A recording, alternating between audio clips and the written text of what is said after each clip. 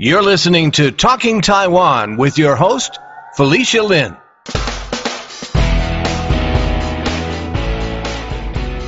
Sometimes it's hard for me to believe that Talking Taiwan has been around for 10 years. Looking back on it, we never did an episode 1 about the podcast. And if I had back then, I might be doing an updated About Talking Taiwan episode now. Hi, I'm Felicia Lin, the producer and host of Talking Taiwan. This podcast has grown and evolved so much over the years, and I know that new listeners are discovering us every day, so I thought that it would be a good time to introduce myself and to share what this podcast is all about. I may be dating myself, but I remember Taiwan still being under martial law. It wasn't until years after martial law was lifted in 1987 that I made my first visit to Taiwan with my family. That's because there was something called the blacklist that kept certain overseas Taiwanese from being able to return to Taiwan. And it wasn't until 1996 that Taiwan had its first direct presidential elections.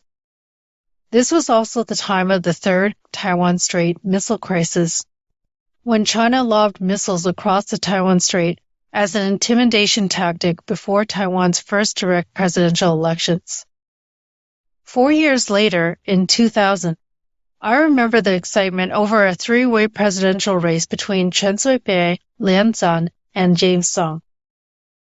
A few of my friends and I wanted to assess the different candidates, but it was hard to get English language sources on their backgrounds. It's hard to imagine that now, because these days Taiwan is known to be the most democratic country in Asia. But if you think about it, its democracy is not even 3 decades old. And the threat from China has only increased with daily incursions as it sends its military planes into Taiwan's ADIZ. That's a big part of why I do this podcast. It's for the people who care about Taiwan.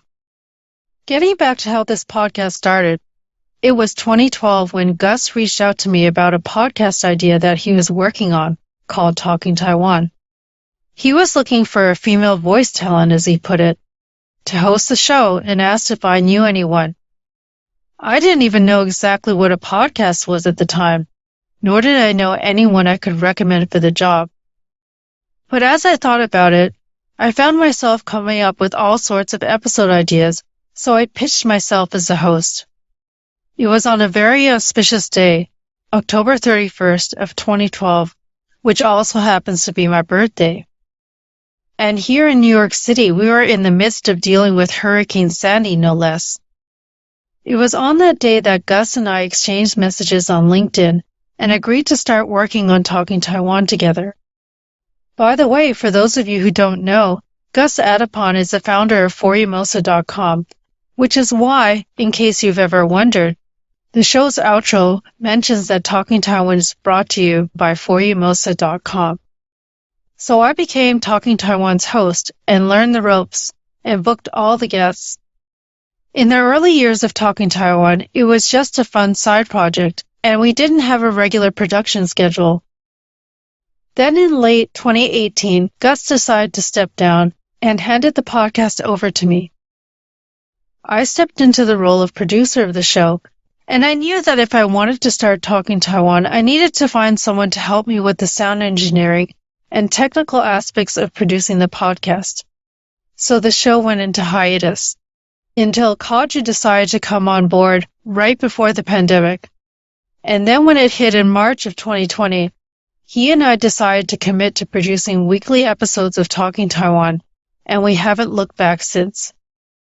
We covered many topics related to the pandemic, including Taiwan's early response to the pandemic, and how Taiwan was the only place at one time where professional baseball games were being played in the world.